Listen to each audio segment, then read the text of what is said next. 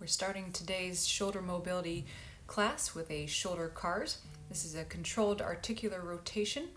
So we're basically going to keep that arm as straight as you possibly can and just take your shoulder joint through its biggest, greatest movement.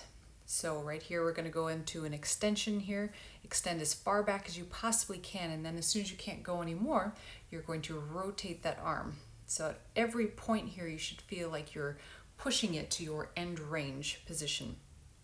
I'm using a tennis ball simply for feedback. You don't have to use one, but if you have one and you like having that feedback, go ahead and use it.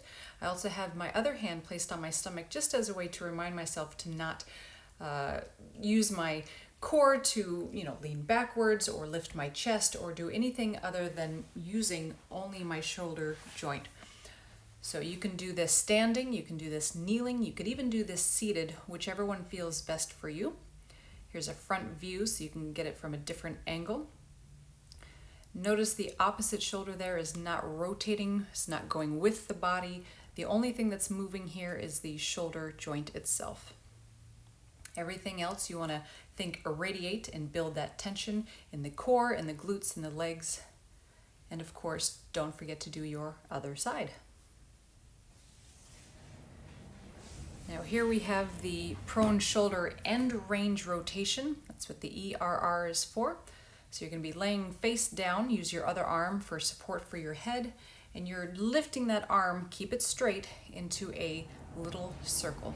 So again, you're hitting that end range position in that shoulder flexion as high up as you can go, and you're making little circles in that end range position. Try to stay relaxed in the rest of your body, especially into the neck so you don't tighten up the neck. Do keep the glutes active, keep the core active, but shoulders relaxed. And of course on this one you don't want to forget to do the other side.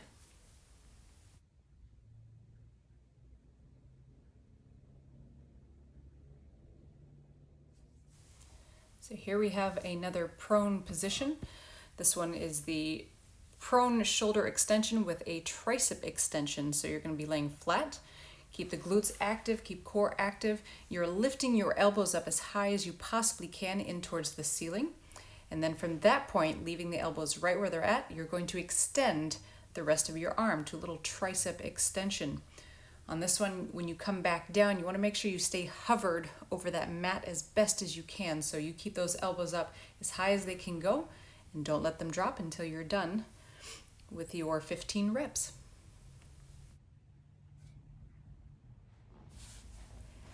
Next up is the quadruped eccentric shoulder flexion. So in this one, it looks fairly simple, like you're just sitting back into a child pose. However, it's a little bit more complicated than that. What you're doing is you're actually drawing tension, as much tension as you possibly can, down in through your palms of the hand, going into the mat and all the way up that arm. So you're actually doing essentially a straight arm lat pull down without doing the pull down part. So as I'm sitting back, I'm lengthening that tissue while it's under load. So again, take a nice deep breath in, activate the lats, push down as much as you can through the fingers, through the arms. You're going to feel this into the triceps, you're going to feel this into the lats. So you're just going as far back as you possibly can into that shoulder flexion or the child pose. Once you've hit that end point, go ahead and relax, nice and easy, right back to the starting position.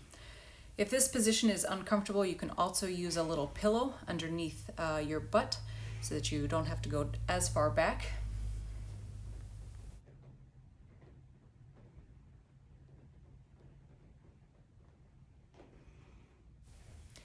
Most of you guys have seen this shoulder extension bridge. Just want to point out a few things on this one. You can be in this position, right? Lengthen as far forward as you can so you get that nice stretch in the front part of the shoulder. Take some nice deep breaths while you're there. So as you're there for 30 seconds, a minute, and you begin to feel that release, go ahead and take yourself out a little bit further. If this position is uncomfortable, you can also use a bench and kind of take it to a tricep extension and just rest at the bottom of that extension to get the same stretch on the front part of that shoulder, maybe even down into that bicep.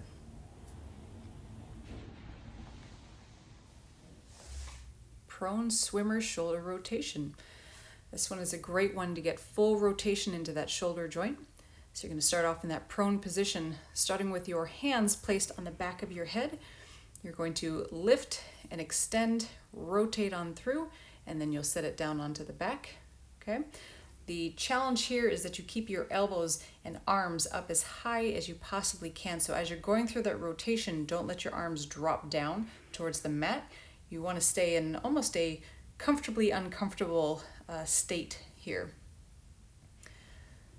So you relax right there, lift the elbows, extend at the elbows, rotate, keeping the arms straight, keeping the palms straight, bend at the elbows, set down onto the back, and relax as far down as you can. When you relax those elbows down towards the mat, if that's too much strain onto the front part of the shoulder, don't go down as far, okay? The idea here is to challenge your shoulder joints, so you want to stay at that end range as much as you possibly can.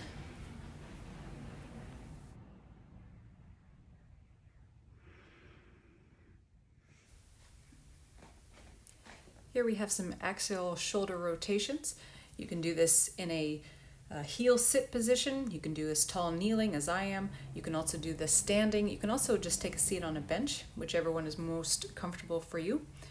The idea here is that you're wringing out the end range of that. So I'm at that extension right there, just trying to get as much movement as I possibly can, and then slowly rotating into that internal rotation. So you're bouncing back from an external rotation to an internal rotation. You want to think 1 mile per hour as you're moving through the air. Try not to speed up or slow down at any one spot. So here we have some alternating robotic arms here, and you're again wringing out that end range. So you have one that's really pushing that internal and one arm that's really pushing the external rotation there. Keep the abs in nice and tight. Keep the legs squeezed. Keep the glutes squeezed. Here's another same movement, just from a front point of view. Get a little bit different angle. If you're having a hard time isolating this movement, you can also put a yoga block in between your knees and squeeze those knees together. That would help activate the glutes and keep everything as still as possible.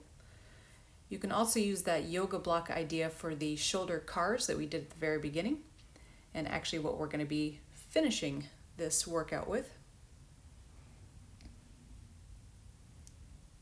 So right here, again, you can grab that tennis ball if you'd like for feedback. Don't have to use it, but if it helps, use it. And you can also add in that yoga block in between the knees, squeeze the knees together to really help irradiate, build some tension in the rest of the body, so you're really isolating that shoulder joint. Again, don't forget to do the other side.